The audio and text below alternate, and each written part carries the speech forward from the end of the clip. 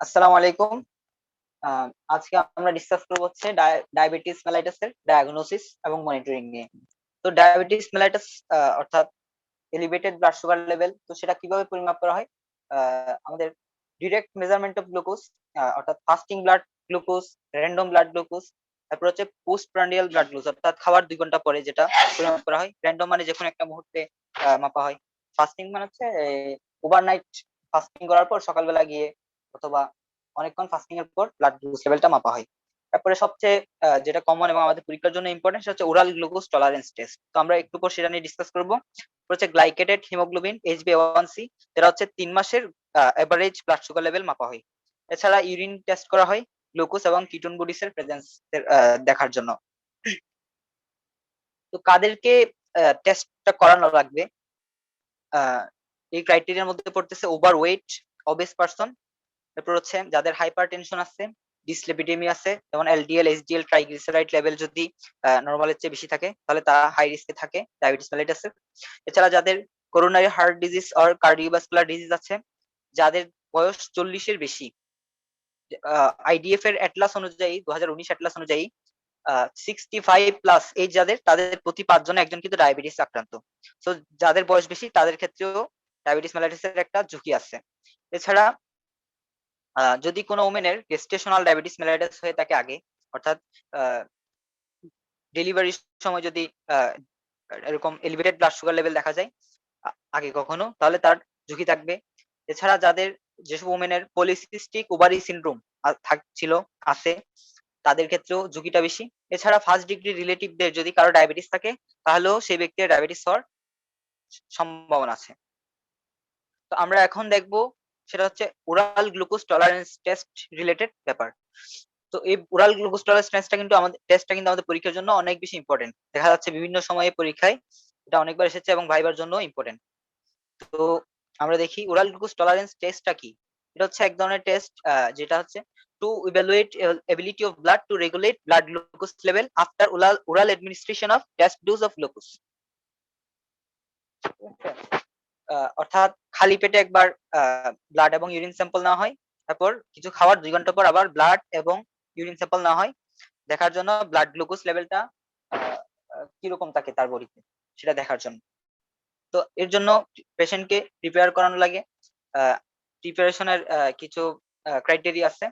তো সেগুলো হচ্ছে unrestricted carbohydrate diet for 3 days before test.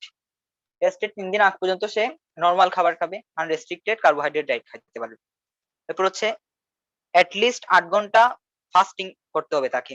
Normally রাতে ঘুমানোর সময় 8 ঘন্টা হয়ে যায়, রাতে ঘুমানোর পর সকালবেলা গিয়ে ব্লাড এবং ইউরিন স্যাম্পল দিলে হয়ে যায়। তো এটা আর হচ্ছে রেস্ট বিফোর টেস্ট। ব্লাড এবং ইউরিন স্যাম্পল দেওয়ার আগে 30 মিনিটের রেস্ট দরকার এবং পুরো প্রসেস জুড়ে পেশেন্টকে বসে থাকতে হবে। The person should seat through out the procedure. তারপরে টেস্ট ইন্টারভেলে কোনো স্মোকিং অ্যালাউড না, হচ্ছে ক্যাফিনেটেড বেভারেজ অ্যালাউড না। আর পার্সনটা শুয়ে থাকবে না, আবার আন্ডার স্ট্রেসে থাকবে না, নর্মাল পজিশনে থাকবে। একেবারে বেডে শুয়ে থাকবে না টেস্ট ইন্টারভালের সময়, অথবা খুব বেশি প্রেসার পরে এরকম কোনো কাজও করবে না, নর্মাল পজিশনে থাকবে। আচ্ছা, প্রসিডিউরটা কিরকম? তো প্রথমে হচ্ছে খালি পেটে নেওয়া হয় ফাস্টিং ভেনাস ব্লাড, ভেইন থেকে ব্লাড কালেকশন করা হয়, ব্লাড নেওয়া হবে এবং ইউরিন স্যাম্পল নেওয়া হবে। এরপর নেওয়ার পরে 75 গ্রাম গ্লুকোজ 250 থেকে 300 ml পানিতে ডিজলভ করে ওরালি দেওয়া হয়। গ্লুকোজ নেওয়ার পর 2 ঘন্টা ওয়েট করানো লাগে, 2 ঘন্টা ওয়েট করবে পেশেন্ট। তারপর 2 ঘন্টা পর আবার ব্লাড এবং ইউরিন স্যাম্পল নিবে। হ্যাঁ, তারপর রেজাল্ট গুলোর উপর বেস করে আমরা ডায়াবেটিস মেলাইটাস কিনা সেটা যাচাই করব। এবার রেজাল্ট দেখি আমরা। হচ্ছে হু ক্রাইটেরিয়া অনুযায়ী যদি 6 ফাস্টিং অর্থাৎ খালি পেটে যে স্যাম্পলটা নেওয়া হবে, সেক্ষেত্রে ব্লাড সুগার লেভেল যদি 6 or 6 এর থেকে কম থাকে তাহলে নন ডায়াবেটিক। আর 2 আওয়ার্স আফটার স্যাম্পল সেটা যদি 7.8 এর কম থাকে তাহলে সে হবে নন ডায়াবেটিক। ডায়াবেটিস কখন? যদি 7-এর বেশি থাকে অথবা 11.1 এর বেশি থাকে। 7-এর ইকুয়াল অর বেশি, 11.1 এর ইকুয়াল অর বেশি। আর মাঝখানে যে ইন্টারভালটা আছে সেটা হচ্ছে আমাদের প্রি ডায়াবেটিস। তো প্রি ডায়াবেটিস এর দুইটা টাইপ আছে, একটা হচ্ছে ইম্পেয়ার্ড ফাস্টিং গ্লাইসেমিয়া আর একটা হচ্ছে ইম্পেয়ার্ড গ্লুকোজ টলারেন্স। তো এই দুইটা ব্যাপার কি আসলে? এই যে ইম্পেয়ার্ড ফাস্টিং গ্লুকোজ মানে হচ্ছে যখন ফাস্টিং ব্লাড গ্লুকোজ লেভেলটা নর্মাল লেভেলের চেয়ে বেশি থাকবে, বাট ডায়াবেটিস হিসেবে ডায়াগনোজ করা যাবে না, অর্থাৎ ডায়াবেটিস লেভেলে পৌঁছায় নাই বাট নর্মালের থেকে বেশি ফাস্টিং গ্লুকোজ লেভেলটা, সে কারণে বলা হচ্ছে এটা ইম্পেয়ার্ড ফাস্টিং গ্লুকোজ। আর ইম্পেয়ার্ড গ্লুকোজ টলারেন্সটা কি, যেটা হচ্ছে 2 আওয়ার্স আফটার মিল যেটা নেওয়া হয়েছে স্যাম্পল, সেখানে নর্মালের থেকে বেশি থাকবে রেঞ্জটা, বাট ডায়াবেটিসের ততটুকু পর্যন্ত পৌঁছাবে না, অর্থাৎ নর্মালের থেকে বেশি বা ডায়াবেটিস লেভেলের থেকে কম, সেটাকে বলা হচ্ছে ইম্পেয়ার্ড গ্লুকোজ টলারেন্স। তো ইম্পেয়ার্ড গ্লুকোজ টলারেন্সের ক্ষেত্রে খাওয়ার পর এটা নর্মালের থেকে বেশি থাকবে, বাট দেখা যেতে পারে খালি পেটের যেটা স্যাম্পল নেওয়া হয় সেটা কিন্তু নর্মালের থেকে বেশিও থাকতে পারে, আবার নর্মালেও থাকতে পারে, অর্থাৎ একেবারে নর্মাল থাকতে পারে অথবা ইম্পেয়ার্ড ফাস্টিং গ্লুকোজ লেভেলও থাকতে পারে সেটা, তাও আমরা সেটাকে বলবো ইম্পেয়ার্ড গ্লুকোজ টলারেন্স। তাহলে খালি পেটেরটা যদি নর্মালের থেকে বেশি বা ডায়াবেটিস মেলাইটাস লেভেল থেকে কম থাকে তাহলে হবে ইম্পেয়ার্ড ফাস্টিং গ্লুকোজ, আর 2 আওয়ার্স আফটার স্যাম্পলে যদি লেভেলটা নর্মালের থেকে বেশি থাকে আর ডায়াবেটিসের থেকে কম তাহলে সেটাকে বলা হবে ইম্পেয়ার্ড গ্লুকোজ টলারেন্স। তাহলে আমরা আবার লেভেলে ফিরে আসি। তো আমরা ল্যাব রিপোর্ট দেখার সময় ফার্স্টে দেখবো সেটা 6 এর থেকে কম, 6 এর ইকুয়াল আর কম সেটা থাকলে নন ডায়াবেটিক ফাস্টিং, আর 2 আওয়ার্স আফটার 7.8 এর কম থাকলে নন ডায়াবেটিক, আর 7 এর ইকুয়াল আর বেশি থাকলে ডায়াবেটিস মেলাইটাস, আর খাওয়ার পরেরটা 11.1 এর বেশি আর ইকুয়াল থাকলে ডায়াবেটিস মেলাইটাস। এক্ষেত্রে লক্ষণীয় যে ডায়াবেটিস মেলাইটাসের ফাস্টিংটা যদি বেশি থাকে 7 অর ইকুয়াল 7 এর ইকুয়াল আর বেশি, অথবা 2 আওয়ার্স আফটার যদি 11.1 এর ইকুয়াল আর বেশি, এই দুইটার যে কোনো একটা ক্রাইটেরিয়া যদি ফুলফিল করে তাহলে তাকে আমরা ডায়াবেটিস মেলাইটাস হিসেবে আইডেন্টিফাই করব। আর আর এটা তো নরমাল রেঞ্জ। এরপরে দেখবো আমরা দেখা গেল নরমাল রেঞ্জেও নাই, ডায়াবেটিস মেলাইটাস রেঞ্জেও নাই ওই ল্যাব রিপোর্টের রেজাল্ট, তখন আমরা দেখবো ফার্স্টে 2 আওয়ার্স আফটার লেভেলটা দেখবো। 2 আওয়ার্স আফটার লেভেলটা যদি 7.8 এর বেশি থাকে, 7.8 এর বেশি বাট 11.1 এর কম, তাহলে আমরা তাকে আইডেন্টিফাই করব ইম্পেয়ার্ড গ্লুকোজ টলারেন্স হিসেবে। ফাস্টিংটা আমাদের তখন আর দেখার দরকার নাই আপাতত। এই যে মিড ইন্টারভাল নন ডায়াবেটিক আর ডায়াবেটিস মেলাইটাস এর মাঝখানের যে লেভেল, সেক্ষেত্রে যদি 2 আওয়ার্স আফটার লেভেলটা যদি 7.8 থেকে 11 এর মধ্যে থাকে তাহলে আমরা তাকে ইম্পেয়ার্ড গ্লুকোজ টলারেন্স হিসেবে আইডেন্টিফাই করব। যদি সেটা না হয় তাহলে দেখবো এবার ফাস্টিং লেভেল, ফাস্টিং লেভেলটা যদি 6.1 থেকে 6.9 এর মধ্যে থাকে বাট 2 আওয়ার্স আফটারটা 7.8 এর থেকে কম, তখন আমরা তাকে বলবো ইম্পেয়ার্ড ফাস্টিং গ্লাইসেমিয়া। তো প্রি ডায়াবেটিসটা আমাদের পরীক্ষার জন্য শর্ট নোট হিসেবে ইম্পর্টেন্ট, সেটা হচ্ছে intermediate metabolic stage of glucose between normal glucose homeostasis and diabetes mellitus.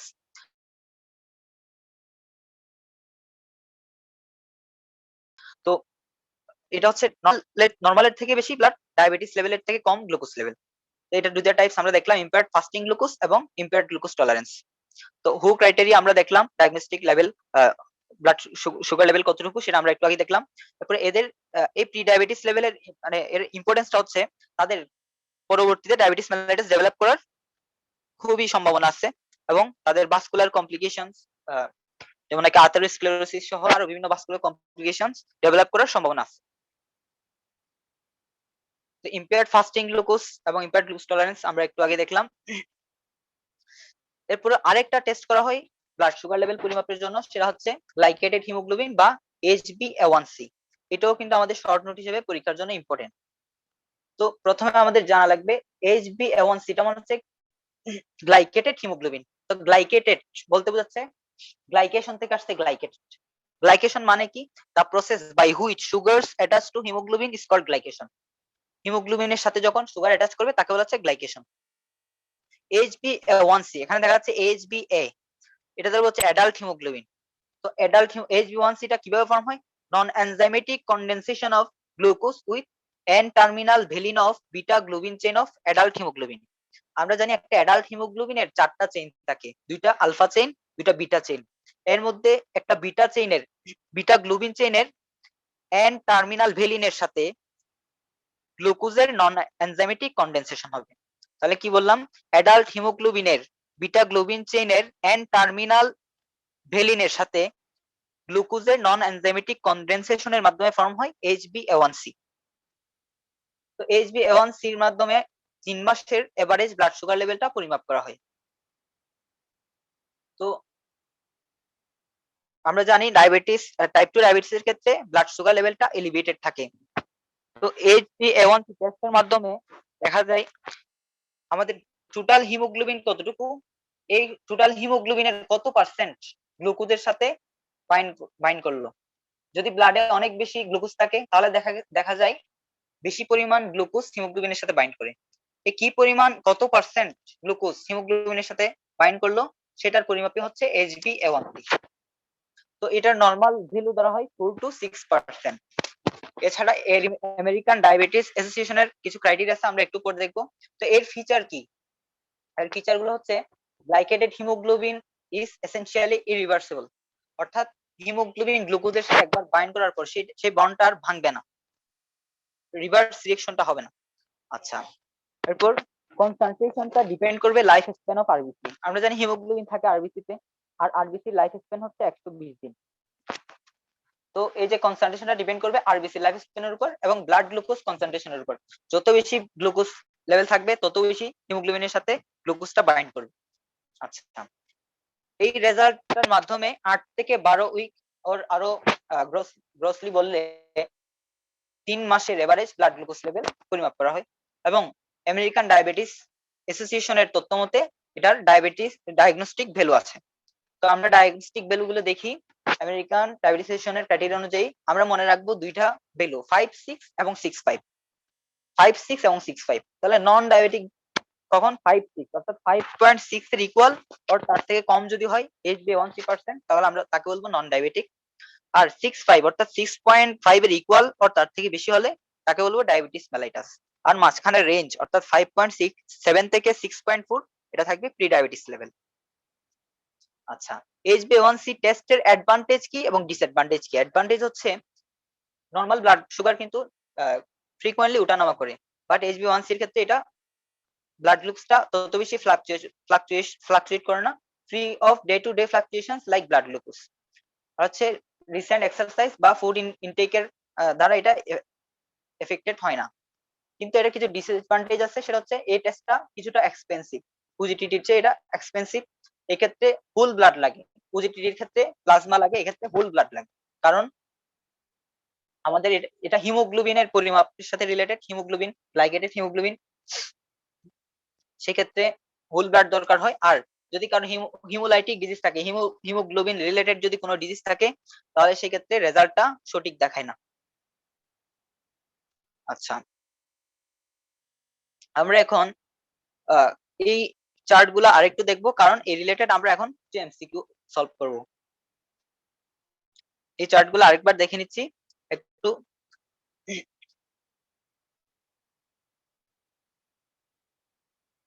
আচ্ছা, আমরা এবার কিছু প্রফ কোয়েশ্চেন দেখি। এটা হচ্ছে DU 2016। Diagnosis of diabetes mellitus is confirmed if fasting blood sugar level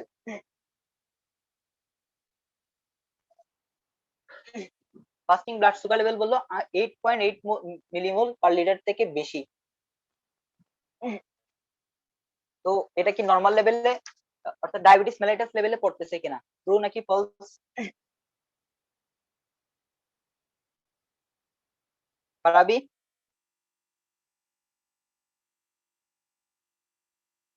হ্যাঁ, এটা ফলস হবে।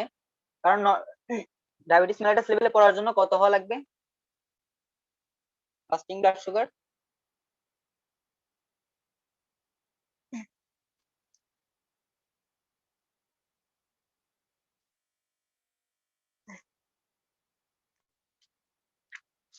6.1 থেকে 6.9 হচ্ছে আমাদের প্রি ডায়াবেটিস লেভেল।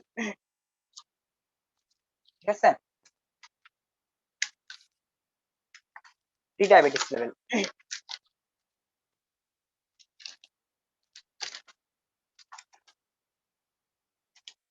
কত? 7.8 এর ফাস্টিং ব্লাড সুগার থাকবে 7, এই যে আমরা দেখি 7 এর থেকে বেশি থাকবে, 7 এর থেকে 7 এর ইকুয়াল আর বেশি থাকলে ডায়াবেটিস মেলাইটাস। তাহলে এখানে দিচ্ছে 8.8 এর বেশি, তাহলে এটা হবে ফলস।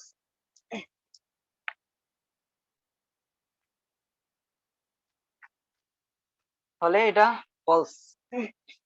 আচ্ছা, তারপর এটা র্যান্ডম ব্লাড সুগার অর্থাৎ 2 আওয়ার্স আফটার মিল, যেটা সেই লেভেলটাই হচ্ছে 11.1 এর বেশি। হ্যাঁ, 11.1 এর ইকুয়াল অর বেশি যদি থাকে তাহলে এটা ডায়াবেটিস মেলাইটাসের পর্যায়ে পড়ে। এটা true, এটা true। আচ্ছা, তারপর এটা র্যান্ডম ব্লাড সুগার অর্থাৎ 2 আওয়ার্স আফটার মিল, যেটা সেটা হচ্ছে 11.1 এর থেকে কম বাট 7.1 থেকে বেশি, তাহলে সেটা এটা এটা হচ্ছে প্রি ডায়াবেটিস রেঞ্জ, এটা ডায়াবেটিস মেলাইটাস না, তাহলে এটা false। আচ্ছা, এরপর হচ্ছে ফাস্টিং ব্লাড সুগার লেভেল 6.9 6.9, এটাও pre diabetes level, impair fasting glucose, এটা false। আচ্ছা, তারপর HbA1c লেভেল 6.5 এর থেকে বেশি, ডায়াবেটিস মেলাইটাস, হ্যাঁ ঠিক আছে, 5 6 5। আচ্ছা, তারপরে দেখি ফলোইং ব্লাড লেভেলস আর নরমাল রিগার্ডিং ব্লাড গ্লুকোজ, তাহলে নরমাল লেভেল কোনগুলো? ফাস্টিং ব্লাড গ্লুকোজ 6.1 থেকে 6.9, এটা হচ্ছে impaired fasting glucose, impaired fasting glucose. তারপর এটা র্যান্ডম ব্লাড গ্লুকোজ অর্থাৎ 2 আওয়ার্স আফটার যে লেভেলটা সেটা 7.8 এর ইকুয়াল আর বেশি বাট 11.1 থেকে কম বলছে, এটাও ফলস। কারণ কি, এটা তো ইম্পেয়ার্ড ইম্পেয়ার্ড গ্লুকোজ টলারেন্সে পড়তেছে, ইম্পেয়ার্ড গ্লুকোজ টলারেন্স, তাহলে এটাও ফলস। আচ্ছা, তারপর এটা বলতেছে ইম্পেয়ার্ড ফাস্টিং গ্লুকোজ 6 এর থেকে বেশি 7 থেকে কম, এটাও ফলস। কারণ হচ্ছে 6.1 থেকে 6.9 রেঞ্জ, এটা হচ্ছে ইম্পেয়ার্ড ফাস্টিং গ্লুকোজ, তাহলে এটাও ফলস। তারপর র্যান্ডম ব্লাড গ্লুকোজ 7.8 এর থেকে কম, এটা কি নর্মাল বলতেছে, তাহলে এটা ট্রু, 7.8 এর কম হলে ট্রু, র্যান্ডম অর্থাৎ 2 আওয়ার্স আফটার যেটা। আচ্ছা, তারপর HbA1c 4.5% যদি হয়, সেটা কি নর্মাল লেভেলে পড়তেছে? আমরা একটু আগে দেখলাম নর্মাল রেঞ্জ হচ্ছে 4 থেকে 6%, তাহলে এটা 4 থেকে 6 এর মধ্যে পড়তেছে, তাহলে এটাও হবে ট্রু।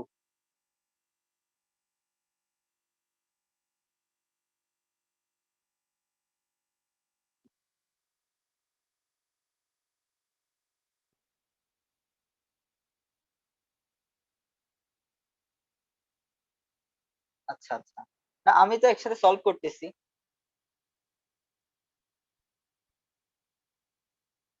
আচ্ছা আচ্ছা, diagnosis of diabetes mellitus confirm if diabetes mellitus fasting blood sugar level যদি 7 এর থেকে বেশি হয়, তাহলে এটা ট্রু হবে, কারণ হ্যাঁ 7 এর ইকুয়াল আর বেশি থাকলে ট্রু, ডায়াবেটিস মেলাইটাস ফাস্টিং। তারপর র্যান্ডম ব্লাড সুগার অর্থাৎ 2 আওয়ার্স আফটার যেটা, এটা 11.1 থেকে বেশি থাকলে তাও ট্রু। আচ্ছা, এরপরে বলতেছে ফাস্টিং ব্লাড সুগার যদি 6.1 এর বেশি অর ইকুয়াল, এটা হবে ফলস। ফাস্টিং ব্লাড সুগার 6.1 এটা ডায়াবেটিস মেলাইটাস না, এটা ফলস। তারপর র্যান্ডম ব্লাড সুগার অর্থাৎ 2 আওয়ার্স আফটার যেটা, সেটা 7.8 এর বেশি থাকলে ডায়াবেটিস মেলাইটাস, এটাও ফলস। কারণ 11.1 এর বেশি হওয়া লাগবে ডায়াবেটিস মেলাইটাস হওয়ার জন্য, 11.1 এর ইকুয়াল আর বেশি, তাই এটাও ফলস। তারপর HbA1c পার্সেন্টেজ 6.5 এর থেকে বেশি, এটা আচ্ছা। তারপর হচ্ছে ফলোইং ব্লাড লেভেলস আর নরমাল রিগার্ডিং গ্লাইসেমিক কন্ডিশন। আচ্ছা, ফাস্টিং ব্লাড গ্লুকোজ 6.1 থেকে 6.9, এটা ফলস। 6.1 থেকে 6.9 হলে সেটা হচ্ছে impaired fasting glucose, pre diabetes পর্যায়ে, তাহলে এটা ফলস।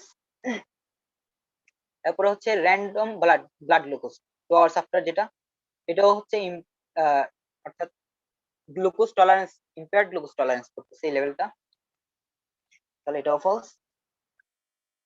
এরপর হচ্ছে ইম্পেয়ার্ড ফাস্টিং গ্লুকোজ 6 থেকে বেশি বাট 7 থেকে কম, এটা ট্রু।